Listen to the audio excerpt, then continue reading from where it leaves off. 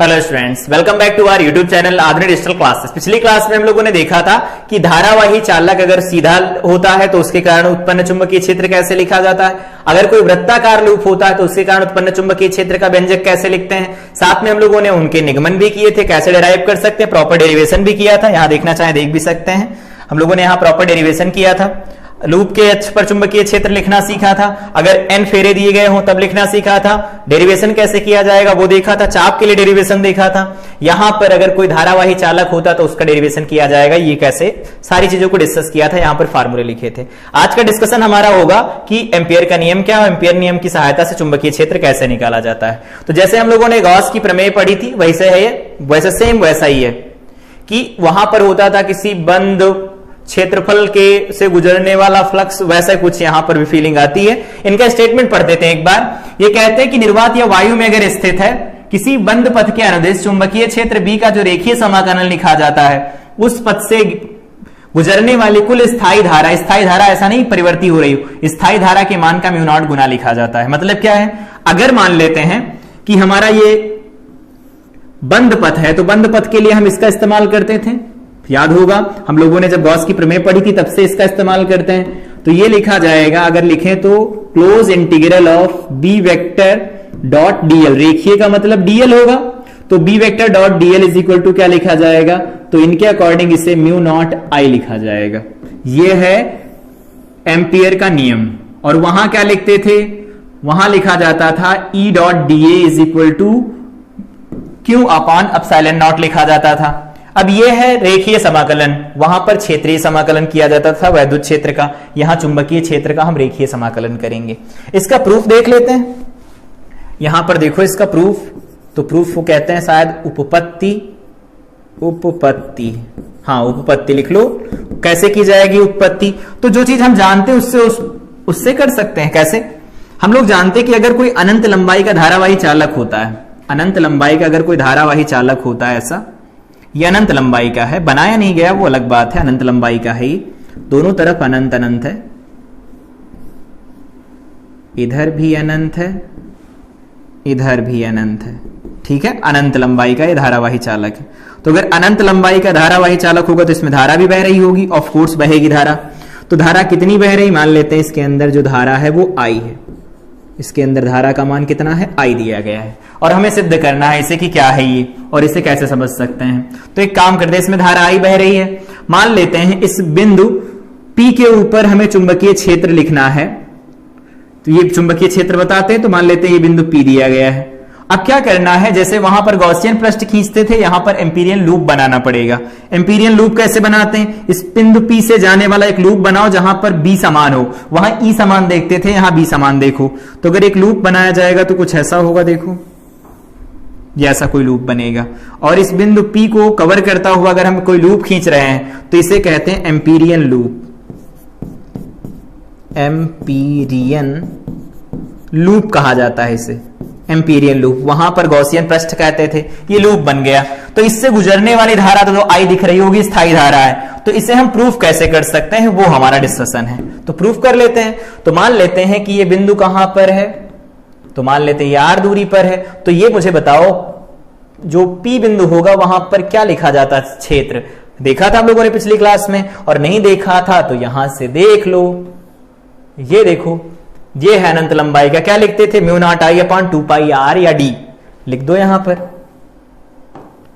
पर लिख देते हैं, क्या आएगा देखो, तो यह लिखा जाएगा म्यू नॉट अपॉन 2 पाई, यहां पर I डिवाइडेड बाई में क्या बन जाएगा, R बनेगा। यह बिंदु P के ऊपर चुंबकीय क्षेत्र बनेगा, ठीक।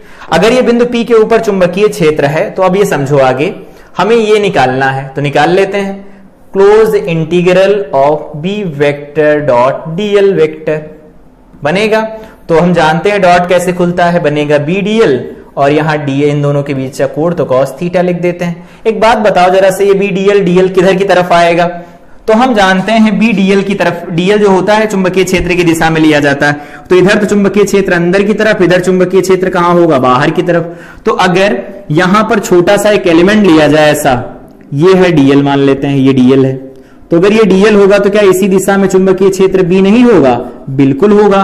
उसी दिशा में चलेंगी चुंबकीय क्षेत्र बल रेखाएं, इस तरह से चलेंगी ना, तो वही होगा। मतलब डीएल वेक्टर की दिशा वही आएगी जो बी वेक्टर की तरफ आएगी। तो यहां लिख देते हैं। अगर ऐसे नहीं समझ में आ रहा तो दोबारा से समझ लो ऐसा कि अगर मान लेते हैं ये हमारे पास छल्ला दिया गया, ठीक है, अगर यहां पर कोई इस तरह का चालक है, ठीक है, ये चालक है, ये लूप लिया गया है, तो बताओ इस चालक की वजह से क्षेत्र रेखाएं कैसे बनती है? पिछली क्लास में हम लोगों ने देखा था कि अगर ये कोई धारावाही चालक आई है तो इसमें जो चुंबकीय बल रेखाएं बनती कुछ इस तरह से बनती हैं, कुछ इस तरह से बनती हैं। तो अगर इस तरह से चुंबकीय बल रेखाएं बनेंगी तो ये है कि इधर से चुंबकीय बल रेखाएं अंदर जाएंगी और इधर से चुंबकीय बल रेखाएं बाहर निकल के आ रही होंगी। तो ये भी तो एक सर्कुलर पाथ बनाएंगी। तो सर्कुलर पाथ बनाएंगी तो अगर हम डीएल चुनते जाते हैं तो उसी के अनुदिश बी तो आएगा, तो जो बी आएगा उसी के अनुदिश आएगा, तो डीएल और बी के बीच का कोण 0 बनेगा। तो यहां लिख सकते हैं close integral of B vector dot dl vector is equal to, यहां पर क्या बनेगा? ये बन जाएगा बी डीएल, यहां पर बनेगा cos 0 डिग्री, cos 0 होता है 1, तो यहां बन जाएगा बी डीएल। सहमत हो? ठीक है। अब क्या करना है? बी तो हम लोगों ने नियत मान लिया क्योंकि आर दूरी पर जाओगे बी बदलेगा नहीं, ये देख चुके हैं हम लोग। तो बी को बाहर निकाल लो समाकलन से, समाकलन किस पर जाएगा? डीएल। डीएल का मतलब लंबाई, लंबाई का मतलब क्या होता है? परिधि, 2 पाई आर बन जाएगा। बी का मान रख दो तो बी का मान निकल के आया है μ0/2 पाई, यहां पर लिखते हैं I/R और यहां क्या लिखा जाएगा? 2 पाई आर। बताओ किसके बराबर निकल के आया? μ0 I के बराबर निकल के आया। बताओ यही तो है एम्पियर का नियम। तो किसी बंद पथ के अनुदिश चुंबकीय क्षेत्र बी का जो रेखीय समाकलन लिखा जाता है वो पथ द्वारा घिरी कुल धारा का μ0 गुना होता है। ध्यान ये रखना निर्वात या वायु के लिए बात कर रहे होते बेसिकली, तब के लिए परिभाषित होता है। तो समझ में आया कि जब किसी भी लूप के चारों तरफ अगर कोई हम मतलब कोई धारावाही चालक उसके चारों तरफ कोई लूप बनाया जाता है तो उस लूप के कारण उस बिंदु पर अगर हम चुंबकीय क्षेत्र निकालें या लूप के उस बिंदु पर चुंबकीय क्षेत्र निकाला जाता है तो उसके लिए क्या करते? पहले एक एम्पीरियन लूप बनाना होता, जैसे गॉसियन पृष्ठ बनाते थे, वहां ई समान रखते थे, यहां बी समान रखा जाता, तो समाकलन के वो बाहर चला जाता है और सॉल्व कर देते हैं, रिजल्ट निकल के आ जाता है। तो बी डॉट डीएल को सॉल्व किया, किसके बराबर आया? μ0 I के बराबर आया। अगर देखो तो यहां से 2 पाई से 2 पाई और ये आर से आर कैंसिल हो जाएगा, μ0 I निकल के आएगा। यही होता है एम्पियर का नियम। अब बात करते हैं कि इसकी सहायता से क्या क्या किया जा सकता है। तो इसकी सहायता से हम क्या कर सकते हैं? देखो, सबसे पहला है हमारा अनुप्रयोग कि अनंत लंबाई के सीधे धारावाही चालक तार के कारण उत्पन्न चुंबकीय क्षेत्र क्या होगा। तो अभी वहां तो डायरेक्ट बी का मान रख दिया था क्योंकि पता था, सिद्ध करना था हमें। यहां बी का मान रखेंगे नहीं, निकालेंगे। तो बी का मान निकालते जैसे वहां पर ही निकालना सीखा था। अनंत लंबाई के आवेश से चालक के निकट उत्पन्न वैद्युत क्षेत्र 1/4 पाई एप्सिलॉन नॉट 2 λ/r आया था, याद हो तो। या फिर ऐसे लिख देते थे कि 2 λ/r, जैसा भी बोलना चाहो। मान लेते हैं कि इससे r दूरी पर एक बिंदु P है, इस पर हमें क्या करना है? ज्ञात करना है कि चुंबकीय क्षेत्र कितना होगा। तो माना एक अनंत लंबाई का चालक XY जिसमें I धारा प्रवाहित हो रही है, I धारा प्रवाहित हो रही है, इसके निकट बिंदु P पर चुंबकीय क्षेत्र ज्ञात करना है, जिसके लिए चालक से मतलब बिंदु P से होकर के गुजरने वाला एक एम्पीरियन लूप खींचते हैं और वो एम्पीरियन लूप कुछ इस तरह का होगा। देखो, ये इस तरह का एम्पीरियन लूप बनेगा। सही से बन नहीं रहा है, ये एम्पीरियन लूप बनेगा। और अगर ये एम्पीरियन लूप बनेगा, इसकी त्रिज्या तो आर है ही, तो यहां पर क्या निकालते हैं? एम्पियर के नियम से। लगाओ, एम्पियर के नियम से। क्या है एम्पियर का नियम? एम्पियर का नियम ये कहता है कि अगर हम कैलकुलेट कर रहे होते हैं B vector dot dl vector, तो वो क्या निकल के आता है? μ0 I के बराबर होता है। ये है एम्पियर का नियम। तो कैलकुलेट करो ना, LHS RHS सब कैलकुलेट करो और निकाल लो वैल्यू। तो डिस्कशन यहां से शुरू करते हैं। वो तो एम्पियर का नियम था, लिख दिया है, उससे कोई मतलब नहीं हमारा। हम सबसे पहले कैलकुलेट करना चाहते हैं B vector dot dl vector. कोई दिक्कत नहीं, कर लो। यहां लिखेंगे क्लोज इंटीग्रल बी डीएल और यहां पर अभी देख लिया क्या बनता है? cos 0 डिग्री बनता है। क्यों? क्योंकि अगर यहां पर कोई छोटा सा डीएल लिया जाएगा, इधर आएगा और चुंबकीय क्षेत्र भी इधर की तरफ आएगा, तो बी भी इधर डीएल भी इधर, दोनों के बीच का कोण 0, तो cos 0 1 होगा। बी नियत है तो इसको बाहर निकाल लेंगे तो ये वैल्यू निकल के आ जाएगी हमारे पास बी। यहां पर लिख देंगे डीएल और इसको हम लोगों ने लिखना सीखा है, क्या लिखते हैं हम? 2 पाई आर लिखा जाएगा, कुल परिधि आ जाएगी। ठीक है, तो हमारे पास एक डिस्कशन ये हो गया कि mu B vector is dot dl vector is equal to क्या निकल के आया, बी इंटू 2 पाई आर। इसे समीकरण एक नाम देकर के ही छोड़ दो। आगे बात करते हैं। अगला पॉइंट है, इससे गुजरने वाली धारा कितनी, स्थायी धारा आई है, बिल्कुल। तो यहां लिख देते हैं, ये हमारे पास मान लेते समीकरण दूसरा है, या पहला इसे मान लो, दूसरा इसे मान लो, ये मान लेते हैं दूसरा दिया गया। तो एम्पियर के नियम से ये समीकरण लिखी जाएगी, हमने बी डॉट डीएल कैलकुलेट किया, ये आया, तो यहां लिख देते हैं ना समीकरण 1 व 2 से, 1 व 2 से। तो पहली और दूसरी समीकरण से लिखेंगे तो क्या लिख सकते हैं, कहेंगे बाएं पक्ष दोनों के बराबर, तो दाएं बराबर करवा लो, क्या होगा b इंटू 2 पाई आर, इसका दाया पक्ष, उसका दाया पक्ष आएगा म्यू नॉट आई के बराबर। सॉल्व कर देंगे, वैल्यू मिल जाएगी। तो बताओ b क्या मिलेगा, b इज इक्वल टू मिलेगा म्यू नॉट डिवाइडेड बाई में 2 पाई, यहां पर मिल जाएगा i डिवाइडेड बाई में क्या मिलेगा, r मिल जाएगा। ये हमारे पास रिजल्ट मिल जाएगा, यही तो आया था। तो अगर इसका ग्राफ भी खींचना चाहो तो खींच लो, कोई फर्क नहीं पड़ता, ग्राफ खींचना जानते हैं। यहां पर क्या है, जो b है वो r के व्युत्क्रमानुपाती निकल के आ रहा है, तो ये ग्राफ कुछ इस तरह का निकल के आ जाएगा। इजी है। तो जब भी कभी हमें एम्पियर का नियम लगाना होता है तो बायो-सैवर्ट के नियम की सहायता से जो चीजें निकालते हैं थोड़ी कॉम्प्लिकेटेड रहती हैं, लेकिन ये एम्पियर का नियम जब लगाते हैं चीजें आसान हो जाती हैं। जैसे हम लोगों ने वहां पर देखा था, अगर पूरा इंटीग्रेशन मेथड लगाते थे तो वहां पर वैद्युत क्षेत्र निकालना कठिन था, लेकिन गॉस की प्रमेय की सहायता से बहुत आसानी से निकाला करते थे हम लोग, ठीक है। लेकिन ऐसा नहीं है कि गॉस की प्रमेय नहीं होगी तो कैलकुलेट नहीं कर सकते, कर सकते हैं।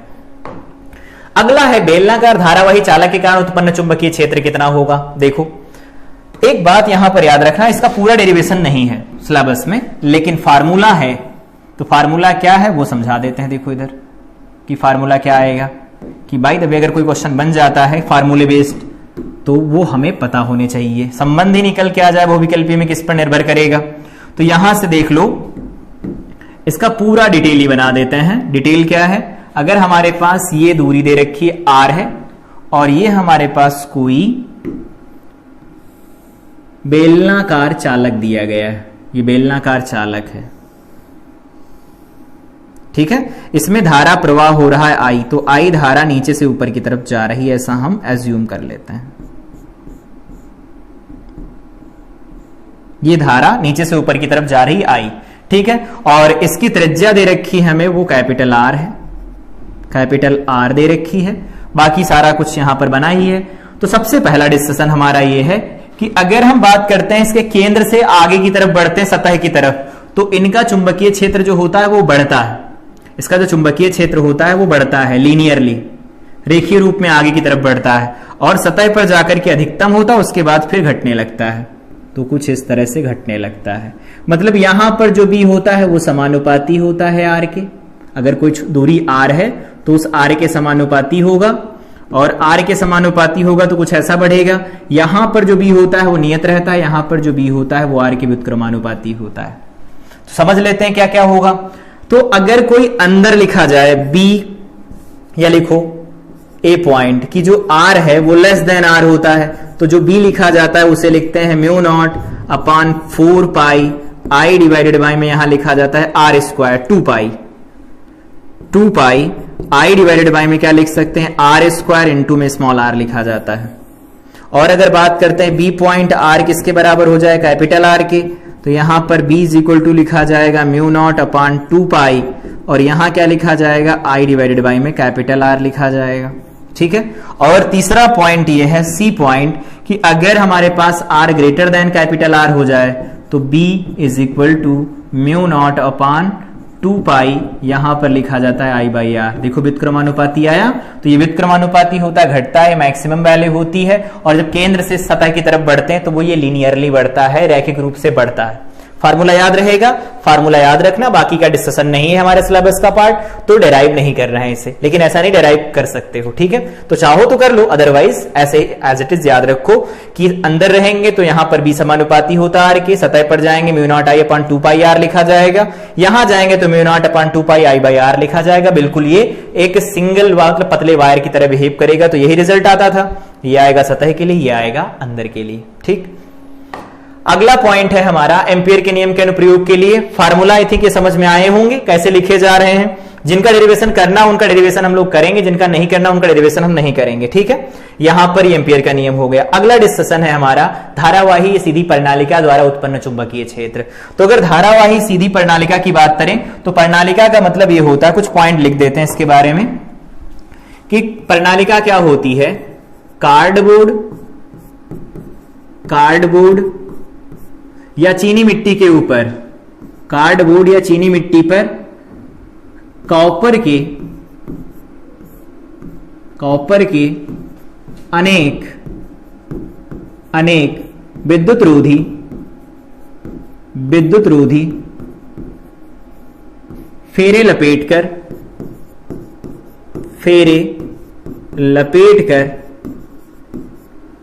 प्रणालिका बनाई जाती है।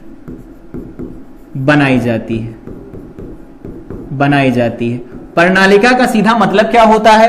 प्रणालिका का ये मतलब ये होता है कि कार्डबोर्ड या चीनी मिट्टी ले लो, उसके ऊपर जो तार होते हैं कॉपर के तार, उनको लपेट दो। ध्यान रखना उनके ऊपर इंसुलेशन होना चाहिए, इंसुलेशन और उनको खूब लपेट दो उनके ऊपर, फेरों की संख्या बढ़ जाएगी। एन वाला फार्मूला लगेगा, हम लोगों ने देखा भी था। तो एन वाला जब फार्मूला लगना शुरू हो जाएगा तो एन से मल्टीप्लाई करा करके वैल्यू लिखना करेंगे। ठीक है, तो कार्डबोर्ड या चीनी मिट्टी का प्लेट होता है, उसके ऊपर क्या करते हैं, तांबे के तार के विद्युत रोधी फेरे लपेट दिए जाते हैं, जैसे यहां दिख रहा होगा, फेरे लपेट दिए गए। इन फेरों में यहां से धारा प्रवाहित की जाती है। तो बेसिकली ऐसा बनता है, देख लो कुछ ऐसा बनता है। ये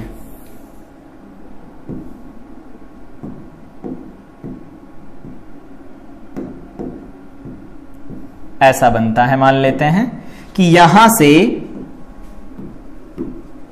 ये है हमारे पास कोई बेलनाकार भाग, ये कोई बेलनाकार भाग है, यहां पर तार लपेटे जा रहे हैं कुछ इस तरह से,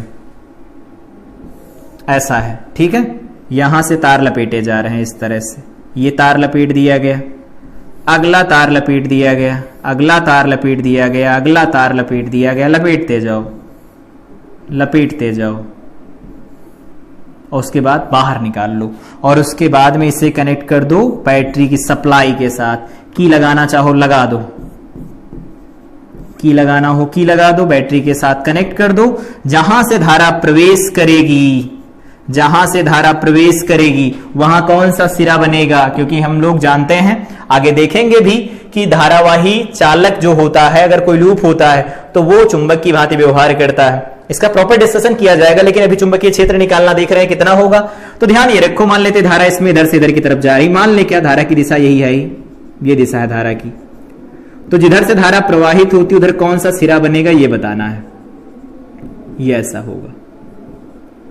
क्योंकि हमने ये देखा कि अगर ये कोई लूप है, इसमें धारा प्रवाहित हो रही है ऐसे, तो अगर हम इसे कर्ल करें तो अंगूठा ऊपर जाएगा, इसका मतलब यहां से चुंबकीय बल रेखाएं निकलेंगी इस तरह से, अंदर जाएंगी, फिर निकलेंगी इस तरह से, अंदर जाएंगी, ऐसे लगातार अंदर की तरफ जाएंगी। यहां पर चुंबकीय बल रेखाएं निकलेंगी इस तरह से, अंदर जाएंगी, ऐसा होगा कुछ इनके साथ बनेगा। तो ये अगर ऐसा हो रहा है, और हम जानते हैं चुंबक में भी ऐसा होता है, इसका प्रॉपर डिस्कशन चलेगा, लेकिन अभी हम पढ़ रहे हैं कि चुंबकीय क्षेत्र निकाल लेते हैं, उसके बाद गणना करना सीख लेंगे आगे। ये ऐसा देखो, इसमें भी तो चुंबकीय बल रेखाएं ऐसे बनती हैं। तो कोई अगर धारावाही लूप होता है, बंद लूप होता है, तो वो भी चुंबक जैसा व्यवहार करता है। तो चुंबक जैसा व्यवहार करेगा तो एन और एस तो बनेंगे ना। तो ध्यान रखना प्रणालिका में एनएस कैसे बनते हैं। देखो, अगर हम बात करें तो धारा इस दिशा में अंदर की तरफ जा रही है ऐसे, अंगूठा कहां, बाहर की तरफ, इसका मतलब यहां से चुंबकीय बल रेखाएं निकलेंगी, इसमें जाएंगी, यहां से निकलेंगी, इसमें जाएंगी, यहां से निकलेंगी, इसमें जाएंगी, यहां से निकलेंगी, इसमें जाएंगी। बाकी इसके अंदर भी रहती है, ऐसा नहीं इसके अंदर एब्सेंट रहेंगी। यहां से कुछ चुंबकीय बल रेखाएं इस तरह से निकलेंगी, तो जहां से निकलती वो एन होता है, जहां पर प्रवेश करती वो क्या होता है, एस होता है। तो ध्यान रखना कि धारावाही प्रणालिका एक दंड चुंबक की भांति व्यवहार प्रदर्शित करती है। तो लिखना चाहो कहीं लिख लो, धारावाही प्रणालिका। इसका प्रॉपर डिस्कशन हम लोग करेंगे जब चुंबकीय आघूर्ण पढ़ेंगे कि धारावाही प्रणालिका एक दंड चुंबक के रूप में कैसे काम करती है, कैसे कैसे हम चुंबकीय क्षेत्र की दिशा निकालते, सब कुछ। लेकिन चुंबकीय क्षेत्र उस समय पर हमें पता हो जाएगा, क्योंकि हम चुंबकीय क्षेत्र आज निकालना देख रहे हैं कैसे।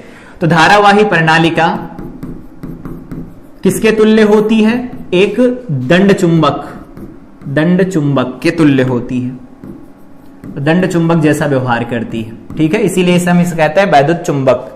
वैद्युत चुंबक होता धारा है तो चुंबक है, धारा नहीं तो चुंबक नहीं है इसके अंदर। तो कार्डबोर्ड या चीनी मिट्टी के ऊपर तांबे के तार के अनेक विद्युत रोधी फोरे लपेटकर प्रणालिका बनाई जाती। लंबी का मतलब यह होता है धारावाही प्रणालिका कि इसकी लंबाई इतनी ज्यादा हो व्यास की तुलना में। व्यास क्या होना चाहिए, कम होना चाहिए, और इसकी लंबाई ज्यादा होनी चाहिए, तो उसे हम लंबी प्रणालिका कहते हैं। चुंबकीय क्षेत्र कैसे निकाला जाता है वो यहां समझते हैं। देखो, चुंबकीय क्षेत्र निकालने के लिए क्या करना होगा हमें, अब की बार इस फिगर को थोड़ा अच्छे से बनाना पड़ेगा। तो बनाते हैं, देखो कैसे बनाया जाएगा ये फिगर। ये है फिगर हमारा, ठीक है। इतना लंबा चौड़ा फिगर क्यों बना रहे हैं, ताकि चीजें समझ आए। ये है ऐसा, ये ऐसा बेलनाकार भाग है, इसके ऊपर फेरे लपेटने हैं हमें, तो इसके ऊपर फेरे लपेट देते हैं। फेरे लपेट दो इसके ऊपर, ऐसे, फिर ऐसे, इस तरह के फेरे लपेटते चले जाओ।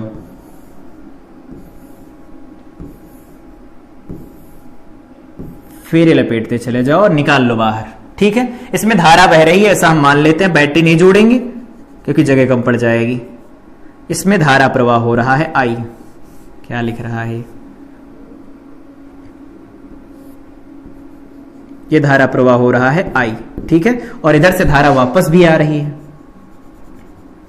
इसमें धारा आई प्रवाहित हो रही। इसका कुछ गुण लिख लेते हैं, जैसे हम लोग वहां लिखते थे चालक के लिए, प्रति एकांक लंबाई में फेरों की संख्या, इसको लिखा जाता है यहां पर स्मॉल n से, ठीक है। और अगर कुल फेरों की बात करें, कुल फेरे, तो कुल फेरे लिखे जाते हैं यहां पर कैपिटल N से, ठीक है।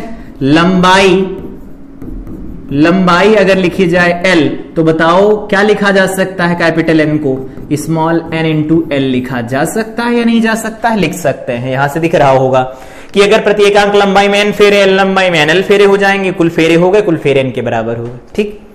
अब हमारा ये कंसर्न है कि इसके अंदर कोई पॉइंट ले लो और उस पर चाहिए हमें चुंबकीय क्षेत्र। तो मान लेते हैं यहां पर एक पॉइंट लिया गया, ये P पॉइंट है। इस P पॉइंट जो इसके अंदर है उस पर चुंबकीय क्षेत्र चाहिए। तो अगर P पॉइंट पर हमें चुंबकीय क्षेत्र चाहिए तो यहां से जाने वाला एक लूप खींचना तो पड़ेगा।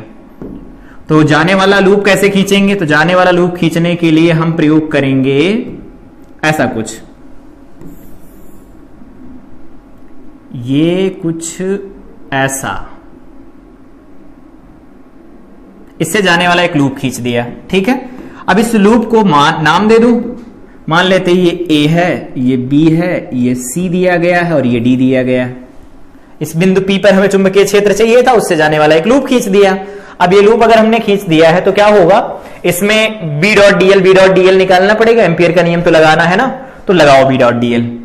सबसे पहला काम ये देखो, यहां पर जो चुंबकीय क्षेत्र ये N सिरा होता है, अब ज्यादा यहां पर नहीं बनाएंगे, ये S सिरा होता है। और हम जानते हैं चुंबकीय क्षेत्र जो होता है क्षण चुंबक के अंदर, वो N से आगे, मतलब इधर से इधर की तरफ, बाहर चुंबकीय क्षेत्र तो इधर से इधर की तरफ रहेगा, इसमें चुंबकीय क्षेत्र किधर रहेगा, S से N की तरफ रहेगा, अंदर की बात कर रहे हैं, ठीक है। तो इसमें क्या होगा, यहां से चुंबकीय बल रेखाएं निकलेंगी, यहां आएंगी, यहां से निकलेंगी, यहां आएंगी, मतलब इसके अंदर चुंबकीय क्षेत्र इधर। तो अब ये बताओ, अगर हम यहां पर लिखते हैं टोटल B डॉट dl, तो अगर B डॉट dl लिखें तो क्या लिखना पड़ेगा, सब लिखो, B डॉट dl लिखेंगे, कहां से कहां का, तो ये लिखा जाएगा, किसी पर्टिकुलर डायरेक्शन में चल लो, जिधर चलना चाहो। मान लेते हैं इधर चल रहे हैं, इधर की तरफ चल रहे हैं, ठीक है। यहां पर इधर की तरफ चलेंगे, फिर इधर से इधर की तरफ चलेंगे, और इधर से इधर की तरफ चला जाएगा, और इधर से इधर की तरफ चला जाएगा, सही है, ठीक है। ओवरऑल चुंबकीय क्षेत्र अभी भी बाईं से दाईं तरफ है, ये ध्यान रखेंगे, अंदर की बात थी वो तब ऐसा था। तो मान लेते हैं A से B गए, हम A से B गए, ठीक है। फिर अगला B डॉट dl निकालो, अब कहां से कहां जाना होगा, तो अब की बार हमें चलना होगा B से C, तो B से C चलो। अगला निकालेंगे तो यहां से C से लगा करके D तक जाना होगा, जाओ, तो ये बन जाएगा B डॉट dl प्लस, यहां पर अगला चलेंगे D से A, तो D से A की तरफ चलो, यहां पर क्या लिखेंगे, B vector dot dl vector लिखा जाएगा। बताओ ये लिखा जाएगा ना B डॉट dl, ठीक है। इसको कैलकुलेट करना है और कैलकुलेट करके एम्पियर का नियम लगा लेना है, फार्मूला निकल आएगा। इसको कैलकुलेट करते हैं, लेकिन कुछ चीजों को ध्यान में रखकर। B dl में कॉज आता है ना, लिखो इसे फिर B vector dot dl vector final वाला जो बनेगा क्लोज इंटीग्रल है, क्या बन जाएगा? ए से बी, देखो ए से बी जाएंगे तो मान लेते हैं ये डिस्टेंस कितनी है? एक्स है, मान लिया।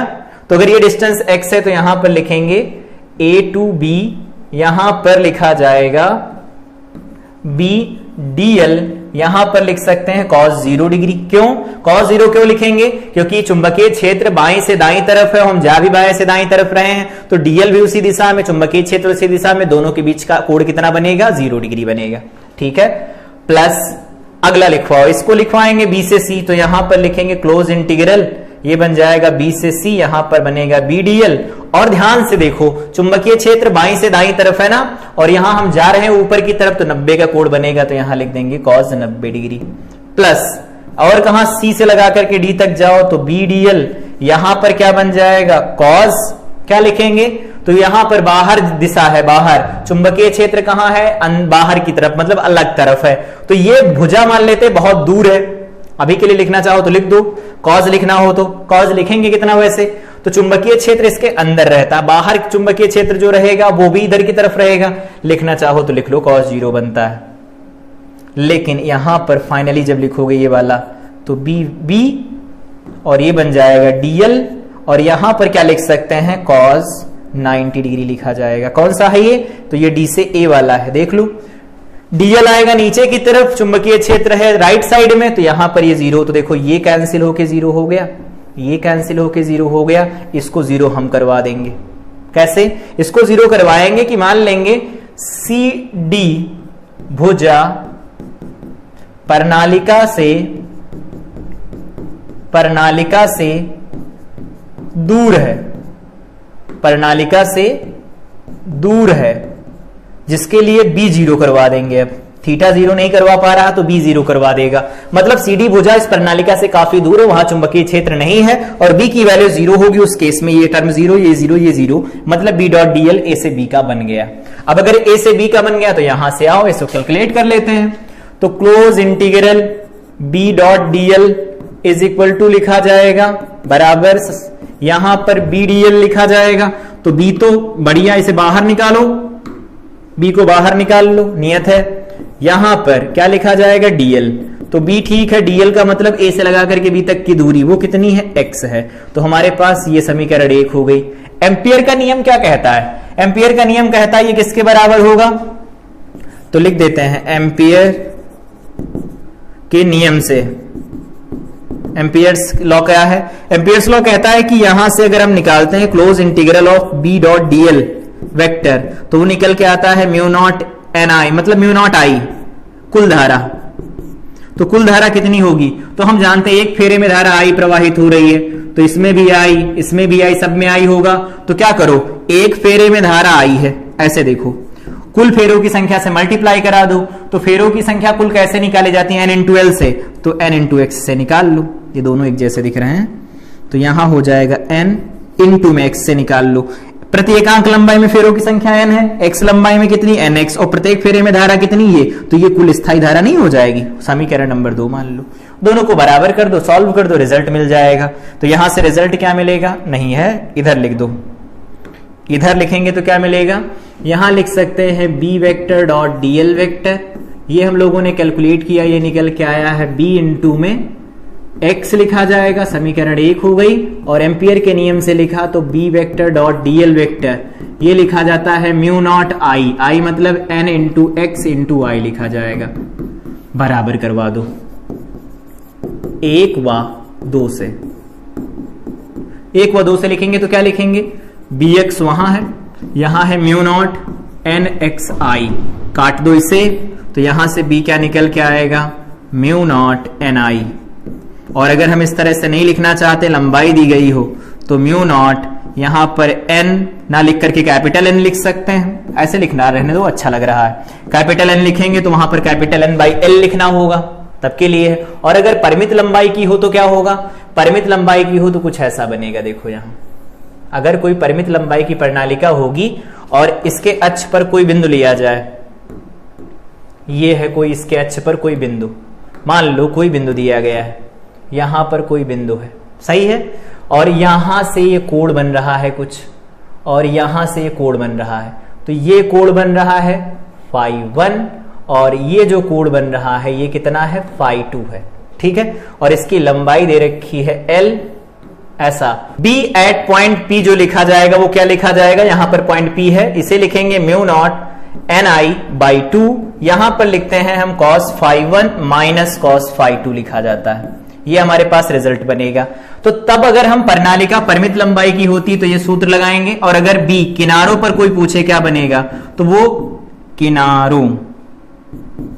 किनारों पर एंड पॉइंट पर अगर लिखना हो तो वो लिखा जाता है म्यू नॉट ni/2, ये फार्मूला याद रखना। किनारों के लिए क्या किया गया है, φ1 हो गया है 90 और यहां पर जो φ2 लिखा जाएगा वो पाई लिखा जाएगा, तो ये 0 माइनस में cos पाई माइनस होता है तो माइनस माइनस प्लस बन जाएगा, ओवरऑल वैल्यू निकल के आएगी म्यू नॉट ni/2। तो किनारों पर ये होता, अगर परिमित लंबाई का होता तब ये फार्मूला लगाएंगे, अपरिमित के लिए तो चलेगा, अपरिमित के लिए तो यही फार्मूला चलेगा, म्यू नॉट ni आएगा, किनारों पर लिखेंगे तो म्यू नॉट ni/2। डेरिवेशन कैसे किया जाएगा यहां पर समझ लिया, और ये परिभाषित कैसे किया जाता है यहां पर हो गया। अगला डिस्कशन है हमारा चुंबकीय प्रणालिका, अंतहीन प्रणालिका के कारण उत्पन्न जो चुंबकीय क्षेत्र होता है वो कैसा होगा। तो अंतहीन प्रणालिका का चुंबकीय क्षेत्र देखते हैं। टोराइड बेसिकली क्या होता है, अगर कोई मान लो लंबी प्रणालिका है उसको मोड़ दो, दोनों किनारे मिला दो, तो उस केस में चुंबकीय क्षेत्र बनता है। और चुंबकीय क्षेत्र की अगर बात करें तो यहां से देखो, अगर मान लेते हैं इसका केंद्र है O, यहां पर कोई पॉइंट लिया जाता है P पॉइंट है, तो बताओ इस अगर यहां से जाने वाला कोई एम्पीरियन लूप खींचा जाएगा तो क्या किससे कोई धारा जा रही, नहीं जा रही है, तो बिंदु P के ऊपर चुंबकीय क्षेत्र नहीं होगा। और अगर बात करते हैं यहां पर कोई चुंबकीय मतलब कोई बिंदु है S, तो यहां से अगर बात करते हैं इस तरफ ओवरऑल, तो यहां पर ये बताओ कि अगर इस S पॉइंट पर बात करें कि इस पर से कितना चुंबकीय क्षेत्र गुजरेगा, तो यहां से ये देख सकते हैं धारा की दिशा अगर लें हम तो क्या होगा, कुछ फेरों से धारा बाहर आएगी, कुछ फेरों से अंदर जाएगी, चिन्ह परिपाटी के अनुसार धारा कुल है ही नहीं। फिर अगला यहां पर देखो, अगर कोई बिंदु इनके बीच में कंसीडर किया जाए, सपोज यहां पर कोई बिंदु लिया जाता है जिसका नाम है P हो गया, S हो गया, R ले लेते हैं, यहां पर कोई बिंदु है R, ठीक है, इस कैपिटल R है। तो अगर यहां पर कोई बिंदु होगा तो इसके लिए है, देखो अगर हम यहां पर ये लाइन ड्रॉ कर देते हैं ऐसी, तो इसमें फेरों से सिर्फ धारा आ रही है या तो जा रही है, दोनों नहीं हो रहा कि आ भी रही है जा भी रही है। तो बाहर वालों के लिए आ रही जा रही है, अंदर वालों के लिए धारा ही नहीं, तो लिखना शुरू करो ए पॉइंट क्या होगा, P पर चुंबकीय क्षेत्र क्या होगा, P पर चुंबकीय क्षेत्र। अब ऐसा नहीं कि इसको परिभाषित नहीं किया, ये क्या होता है, परिभाषित किया, जो प्रणालिका को मोड़ के दोनों किनारे उसके मिला दो, फिर उसमें धारा प्रवाहित कराओ, उस केस में वो टोराइड बन जाता है, ठीक। अंतहीन प्रणालिका टोराइड कहलाती है। यहां लिखना हो लिख लो, अंतहीन प्रणालिका किसके बराबर होती है, वो टोराइड के बराबर होती है, ठीक है। अब देखते हैं P पर चुंबकीय क्षेत्र। P पर चुंबकीय क्षेत्र लिखेंगे तो हम जानते हैं B.dl लिखा जाएगा, और इसको लिख देंगे हम म्यू नॉट I के बराबर, और हम जानते हैं म्यू नॉट I का मतलब 0, I तो धारा है ही नहीं ना उसमें, तो धारा नहीं है, तो बिंदु P के ऊपर जो चुंबकीय क्षेत्र बनेगा वो बन जाएगा 0। एक पॉइंट तो क्लियर हुआ कि अंदर इसके कोई चुंबकीय क्षेत्र नहीं बनेगा। B पॉइंट फिर देख लो, B पॉइंट क्या होगा, तो B पॉइंट पर चले आते हैं, S पर उत्पन्न चुंबकीय क्षेत्र, S पर उत्पन्न चुंबकीय क्षेत्र, और अगर S पर उत्पन्न चुंबकीय क्षेत्र हमें निकालना हो तो कैसे निकाल सकते हैं, देखो मान लेते हैं कि हमारे पास ये है प्रणालिका, बाहर कोई बिंदु लिया गया और आप लोगों की तरफ देखने को बोल रहे हैं कि इसे देखो, तो क्या होगा, इसमें फेरे ऐसे लपेटे गए होंगे, तो कुछ फेरों से धारा बाहर की तरफ आएगी आप लोगों की तरफ, तो मान लेते फेरा ऐसे लपेटा गया तो इससे धारा बाहर आ रही है आप लोगों की तरफ, तो क्या वो फेरा अंदर नहीं जाएगा। तो अगर आने वाली बाहर धारा, अपनी तरफ आने वाली धारा अगर आप पॉजिटिव ले रहे हो तो अंदर जाने वाली धारा को निगेटिव लिखेंगे, और पॉजिटिव निगेटिव ओवरऑल 0 बनेंगे। तो यहां पर लिखना होगा तो लिख लेना, बिंदु S पर उत्पन्न जो चुंबकीय क्षेत्र लिखा जाएगा उसके लिए B vector dot dl vector is equal to mu naught, यहां पर I नेट लिखा जाएगा ना, तो यहां पर I नेट में लिखेंगे तो I net is equal to I outside जाने वाली प्लस I एन साइड जाने वाली, इसको पॉजिटिव इसको निगेटिव लिखेंगे तो ओवरऑल 0 बनेगा। इसका मतलब है चुंबकीय क्षेत्र जो बनेगा एस बिंदु के ऊपर, एस बिंदु के ऊपर वो भी क्या बनेगा 0 बन जाएगा। चलो 2 पॉइंट पर तो निकाल लिया कि 2 पॉइंट पर तो कोई चुंबकीय क्षेत्र होगा नहीं, बढ़िया है। अब अगला हमारा डिस्कशन होगा कि 2 पॉइंट पर निकाल लिया, चुंबकीय क्षेत्र नहीं मिला तो इसके बीच वाले आर वाले बिंदु पर निकालो चुंबकीय क्षेत्र। तो आर पर निकालेंगे चुंबकीय क्षेत्र तो इसमें क्या लिख सकते हैं, वही कुल फेरे यहां पर कैपिटल एन है, कुल फेरे कैपिटल एन है और प्रति एकांक लंबाई में फेरों की संख्या कितनी है, वो स्मॉल एन, जैसा पहले था वैसा अभी भी है। तो काम करते हैं, लगाते हैं इधर नए पेज पर, जगह नहीं है इधर बनाते हैं।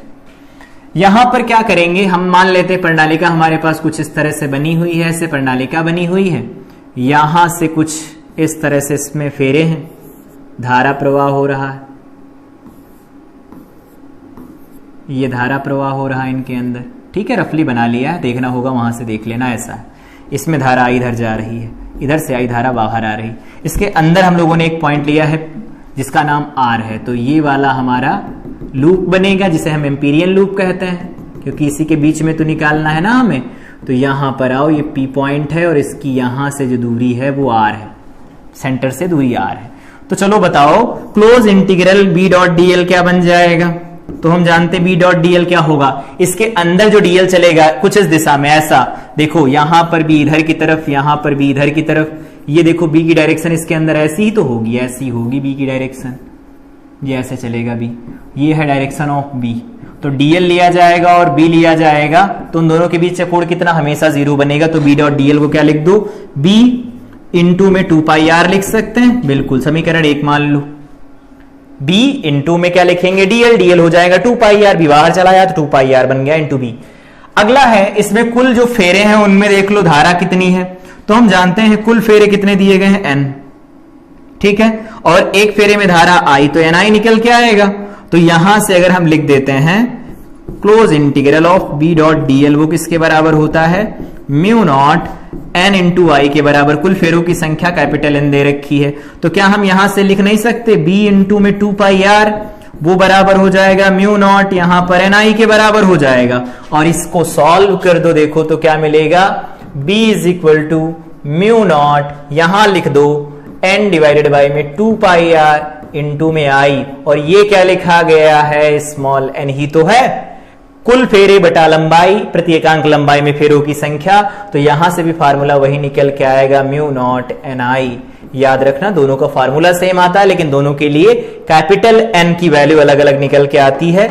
यहां पर देखना चाहो देख लो, यहां पर ये capital N N into L लिखा गया था, यहां पर जो कैपिटल एन लिखा गया है वो कितना लिखा जाएगा, वो लिखा जाएगा small N into 2 pi R लिखा जाएगा। यहां पर जो आर है वो औसत त्रिज्या होती है उस टोराइड की, ध्यान रखना, क्यों, क्योंकि ये बीच वाले भाग में बात कर रहे हैं, तो अगर बाहर वाली त्रिज्या दे रखी है बी और अंदर वाली त्रिज्या दे रखी है ए, तो इनकी औसत त्रिज्या आर ली जाए तो उस केस में जो चुंबकीय क्षेत्र बनेगा म्यू नॉट आई बनेगा, यहां पर या ऐसा लिखना चाहो तो mu naught capital N I by 2 pi R बनेगा, जैसा बोलना चाहो बोल सकते हो।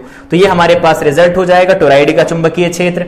अगला डिस्कशन है हमारा कि धारावाही समांतर लंबे चालकों के बीच में चुंबकीय बल कैसे निकाला जाता है।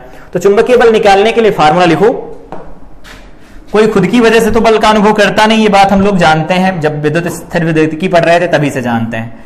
मान लेते हैं कि ये एक हमारे पास चालक है और एक दूसरा है इधर चालक, एक दूसरा चालक इधर दिया गया है, बढ़िया है। अब कोई चालक खुद के चुंबकीय क्षेत्र के कारण तो बल का अनुभव करता नहीं, ये बात हम लोग जानते हैं। तो इसमें धारा प्रवाहित हो रही सपोज I1 और इसमें धारा प्रवाहित हो रही है वो है I2 है, ठीक है।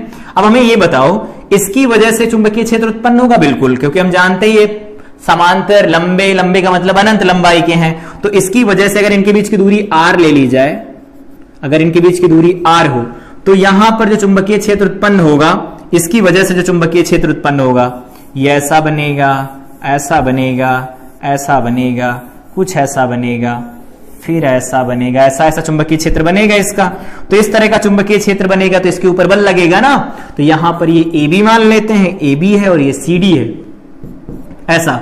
तो अब यहां पर अगर हम लिखते हैं कि B1 जो B इसने बनाया है, इसका जो चुंबकीय क्षेत्र है मान लेते हैं वो B1 है, तो B1 की वैल्यू क्या लिख सकते हैं, म्यू नॉट आई तो I1 हो जाएगा, डिवाइडेड बाय में क्या लिखते हैं 2 पाई आर लिखा जाता है, याद होगा। अनंत लंबाई का जो चालक होता है उसके लिए फार्मूला लिखते हैं। अगर नहीं पता तो यहां आके देख लो, ये देखो लिखा गया है, ये formula mu naught I upon 2 pi R लिखा जाता है। वापस आओ यहां अपने डिस्कशन पर, ये हो गया फार्मूला। तो बताओ, ये है चुंबकीय क्षेत्र, इस चुंबकीय क्षेत्र में धारावाही चालक रखा गया, बल लगेगा। हम लोगों ने इसका पूरा फार्मूला डिराइव किया था। क्या था वो फार्मूला लिखा गया था F। तो अगर छोटा सा इसकी लंबाई ले ली जाए dl, तो बताओ dl इधर आएगा ना, ये dl हो जाएगा, सही है। dl ऊपर की तरफ b आएगा, अंदर की तरफ, दोनों के बीच का कोण 90, तो यहां डायरेक्ट लिख दो ना, df इज इक्वल टू आई मतलब क्या है I2, इंटू में लिखा जाएगा b, इंटू में l का मतलब dl लिख दो, सही है। IBL साइन थीटा, थीटा क्या बन जाएगा 90 डिग्री बनेगा। क्यों? क्योंकि हम जानते हैं इसकी वजह से जो चुंबकीय क्षेत्र बनेगा वो अंदर की तरफ बनेगा, अंदर की तरफ बनेगा। डीएल कहां ऊपर की तरफ है, तो दोनों के बीच का एंगल कितना आएगा 90, तो 90 रख दो।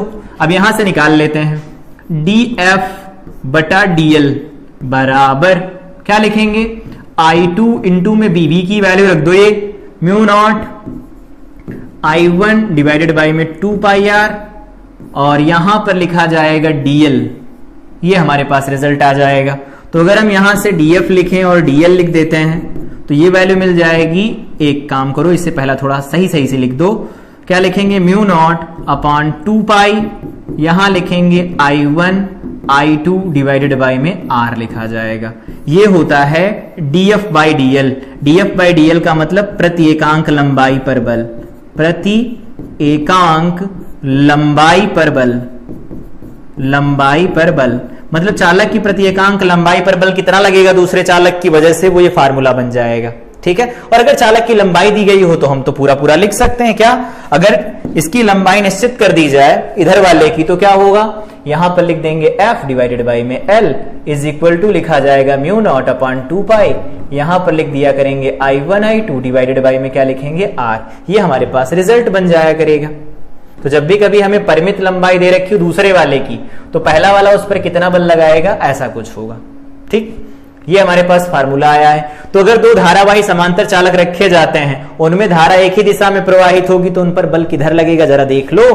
क्या हम जानते हैं डीएल क्रॉस बी से निकालते हैं, तो डीएल ऊपर की तरफ, बी अंदर की तरफ, बल कहां लगेगा, लेफ्ट साइड, बाईं तरफ। इसका मतलब इस पर जो बल लगने वाला है वो बाईं तरफ लगेगा, बाईं तरफ लगेगा, ये बल बाईं तरफ लगेगा। तो यहां पर एक क्वेश्चन पूछा जाता है कि धारा दोनों में समान है, बल किधर लगेगा, आकर्षण का होगा प्रतिकर्षण का होगा, तो देखो अंदर की तरफ लग रहा है, इसका मतलब आकर्षण का बल होगा। तो यहां लिख देते हैं आई समान दिशा, समान दिशा, तो क्या होगा, आकर्षण होगा, आकर्षण होगा। दूसरा, आई दोनों में विपरीत दिशा हो, विपरीत दिशा, तो अगर विपरीत दिशा होगी तो यहां पर प्रतिकर्षण लगेगा, प्रतिकर्षण लगेगा। तो ध्यान रखना, अगर दो धारावाही चालक एक दूसरे के करीब रखे जाते हैं, धारा अगर एक ही दिशा में प्रवाहित हो रही तो एक दूसरे को आकर्षित करते हैं, विपरीत दिशा में प्रवाहित होती तो एक दूसरे को प्रतिकर्षित करते हैं, याद रहना चाहिए। फार्मूला क्या निकल के आया है, देखो F by L mu naught upon 2 pi I1 I2 divided by में R लिखा जाता है, ये रिजल्ट है। इसकी एक परिभाषा बोर्ड पूछता है, वो देख लो क्या है। तो उस फार्मूले को पहले यहां लाओ, फिर कुछ बात करते हैं। फार्मूला हमारे पास दिया गया F by L is equal to mu naught divided by में 2 पाई, यहां पर लिखा गया है I1 I2 डिवाइडेड बाई में R। बोलो सही है, बिल्कुल सही है। ये फार्मूला हमारे पास निकल के आया अब तक का। इस फार्मूले से हम एम्पियर की परिभाषा लिखना चाहते हैं। वैसे एम्पियर की परिभाषा हम जानते हैं, वैद्युत धारा में भी पढ़ा था कि 1 एम्पियर धारा वह धारा होती है जिससे किसी चालक के प्रति एकांक मतलब प्रति एकांक सेकंड में, पर सेकंड में, वो चालक के अनुप्रस्थ काट के क्षेत्रफल से 6.25 × 10⁸ इलेक्ट्रॉन जो होते हैं वो प्रति सेकंड गुजर जाते हैं। वो तो सिर्फ टेम्परेरी डिफिनेशन थी, एक्चुअल डिफिनेशन यहां से दी जाती है। यहां पर देखो शर्त लगाते हैं, यदि I1 बराबर I2 हो जाए और ये बराबर हो जाएंगे 1 एम्पियर के, 1 एम्पियर के बराबर हो जाए, ठीक है। और यहां पर L जो है वो 1 मीटर हो जाए और R की वैल्यू 1 मीटर रख ली जाए। अगर ऐसा हो जाएगा तो यहां से F बताओ कितना निकल के आएगा, तो वो बन जाएगा म्यू नॉट अपॉन 2 पाई। और हम जानते हैं म्यू नॉट की वैल्यू क्या होती है, 4 पाई इंटू 10⁻⁻7 और डिवाइडेड बाई में क्या बनेगा 2 पाई। तो यहां से वैल्यू निकल के आई 2 इंटू 10⁻⁻7 न्यूटन। इतना बल लगेगा, बिल्कुल लगेगा। इसका मतलब है कि जो F है वो निकल के आया 2 × 10⁻⁷। अब इसी को यहां से लिख दिया गया कि 1 एम्पियर क्या है। 1 एम्पियर धारा वह धारा होती है जो एकांक दूरी पर स्थित किसी चालक की प्रति एकांक लंबाई पर 2 × 10⁻⁷ न्यूटन का बल आरोपित करती है। बुक में लिखना हो तो बुक इज लैंग्वेज लिख लो। 1 एम्पियर धारा वह धारा है जो निर्वात या वायु में 1 मीटर की दूरी पर स्थित, वही बात जो बोल रहे हैं वही लिखा है, 2 सीधे लंबे, लंबे कहने का मतलब है जो अनंत लंबाई का फार्मूला वो लग जाए बस, ठीक है, एवं समांतर तारों में प्रवाहित होने पर प्रत्येक तार की प्रति एकांक लंबाई पर, ध्यान रखना ये नहीं है इधर कि ये इस पर बल लगा रहा तो ये वाला इस पर बल नहीं लगाएगा, दोनों लगाएंगे, ये इस पर लगाएगा ये इस पर लगाएगा, तभी तो आकर्षण प्रतिकर्षण होंगे, बिल्कुल। तो वही है कि प्रति एकांक लंबाई पर 2 × 10⁻⁷ न्यूटन का चुंबकीय बल आरोपित करती है। तो कभी कभी अगर डेफिनेशन पूछी जाती है, बोर्ड डेफिनेशन पूछता है कि 1 एम्पियर धारा क्या होती है, सब बताओ सारी चीजें, तो बता देना 1 एम्पियर धारा वह धारा होती है जो निर्वात या वायु में 1 मीटर की दूरी पर उपस्थित चालकों में प्रवाहित होने पर उनकी प्रति एकांक लंबाई पर 2 × 10⁻⁷ न्यूटन का बल आरोपित करती है। ये होती है 1 एम्पियर की परिभाषा, ओरिजिनल जो परिभाषा है, ठीक है। बाकी बनाने वाली परिभाषा तो यहां से बना लेते हैं, I = Q/T, यहां से लिख देते हैं NE/T, ऐसा लिख देते हैं ना, और यहां पर लिख देते हैं I = 1 एम्पियर, और यहां पर बता देते हैं T = 1 सेकेंड। तो यहां से निकल के आता है N = 6.25 × 10⁸, ये 18 निकल के आता है इलेक्ट्रॉन प्रति सेकंड, ये निकल के आते हैं। मतलब वह धारा जो जिसमें इतने इलेक्ट्रॉन प्रति सेकंड पास होते 1 एम्पियर होती है, लेकिन 1 एम्पियर की जो एक्चुअल परिभाषा है वो यहां से। तो अगर परिभाषा आती तो ये वाला लिखना, ये वाला नहीं लिखना, ठीक है, ये डिब्बा नहीं लिखना है, ये वाली डेफिनेशन लिखनी है। फार्मूला कैसे डिराइव हुआ याद होना चाहिए, जैसे हम लोगों ने फार्मूला निकालना सीखा, ये इसकी परिभाषा है, हमारे सिलेबस में सब कुछ है। अगर वो नहीं, अगर मान लेते हमने फार्मूला नहीं पढ़ा होता कि जो अनंत लंबाई का चालक होता है उसकी वजह से चुंबकीय क्षेत्र हमें नहीं आता, तो अगर नहीं आता चुंबकीय क्षेत्र तो क्या ये फार्मूला हम डिराइव कर सकते? नहीं कर सकते। इसीलिए चीजें हमारे लिए कॉम्प्लिकेटेड ना हो, इससे कुछ चीजों को पढ़ लेना जरूरी रहता है, ठीक है। तो ये क्लास थी जिसमें हम लोगों ने कंप्लीट कर लिया। यहां पर देखा एम्पियर की परिभाषा क्या होती है, समांतर धारावाही चालकों पर बल, टोरॉइड का चुंबकीय क्षेत्र अंदर बाहर और उसके भीतर कितना होता है। यहां पर देख लिया परिमित लंबाई की प्रणालिका हो, अपरिमित लंबाई की प्रणालिका हो, बनाई कैसे जाती प्रणालिका, इनके बारे में पढ़ा। बेलनाकार धारावाही चालक के कारण उत्पन्न चुंबकीय क्षेत्र रेखा, कोई अनंत लंबाई का चालक तार हो और एम्पियर का नियम क्या होता है, इन सबका हम लोगों ने डिस्कशन किया। अगली क्लास में हम इसके आगे बात करेंगे। तो यहां पर पार्ट 2 कंप्लीट होता है।